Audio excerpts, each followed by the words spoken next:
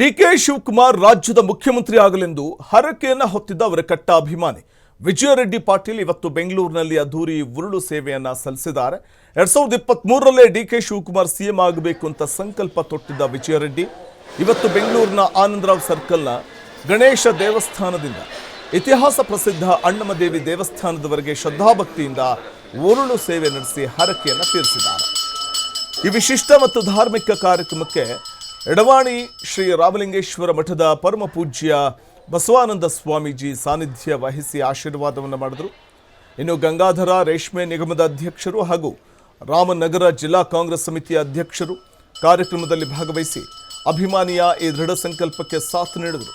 ಇನ್ನು ಯಾವುದೇ ಅಡೆತಡೆ ಇಲ್ಲದೆ ಕಾರ್ಯಕ್ರಮ ಯಶಸ್ವಿಯಾಗಲು ಪೊಲೀಸ್ ಇಲಾಖೆ ಬಿಗಿ ಬಂದೋಬಸ್ತ್ ಒದಗಿಸಿತ್ತು.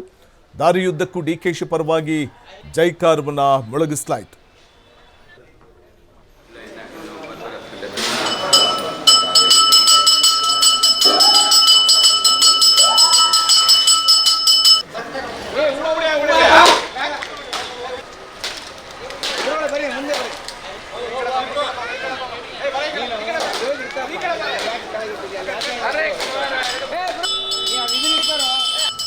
ನನ್ನ ಹೆಸರು ವಿಜಯ ರೆಡ್ಡಿ ಪಾಟೀಲ್ ಅಂತ, ವಿಜಯಪುರ ಜಿಲ್ಲೆ ತಾಳಿಕೋಟೆ ಪಟ್ಟಣದ ಯುವಕ.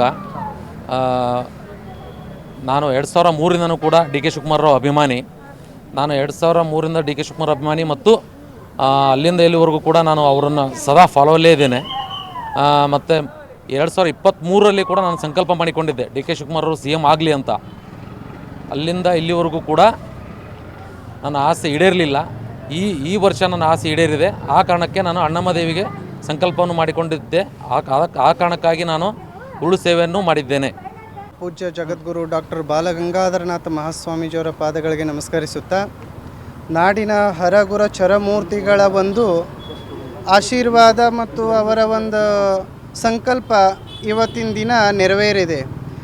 ಹರಗುರು ಚರಮೂರ್ತಿಗಳ ಎಲ್ಲರ ಸಂಕಲ್ಪ ಏನಾಗಿತ್ತು ಅಂದರೆ, ಡಿ ಕೆ ಶಿವಕುಮಾರ್ ಅವರು ನಾಡಿನ ಮುಖ್ಯಮಂತ್ರಿಯಾಗಿ ರಾಜ್ಯದ ಗದ್ದುಗೆನೇರಲಿ ಅಂತ ಎಲ್ಲರ ಒಂದು ಆಶಯ ಆಗಿತ್ತು. ಹಾಗೂ ಅವರ ಅಭಿಮಾನಿ ಬಳಗಗಳು ನಾನಾ ರೀತಿಯಿಂದ ಹರಕೆಗಳನ್ನು ಕಟ್ಟಿಕೊಂಡು ದೇವಾನುದೇವತೆಗಳಲ್ಲಿ ಪೂಜೆಗಳನ್ನು ನೆರವೇರಿಸ್ತಾ ಬಂದಿದ್ದಾರೆ. ಇವತ್ತಿನ ದಿನ ನಮ್ಮ ಆತ್ಮೀಯ ಸ್ನೇಹಿತರಾಗಿರ್ತಕ್ಕಂಥ ವಿಜುಗೌಡ ಪಾಟೀಲ್ ಅವರು ಮೂಲತಃ ಬಿಜಾಪುರ ವಿಭಾಗದವರು. ಇವರು ಕೂಡ 23 ವರ್ಷಗಳಿಂದ ಡಿ ಕೆ ಶಿವಕುಮಾರ್ ಅವರ ಅಭಿಮಾನಿಗಳು. ಅವರು 2020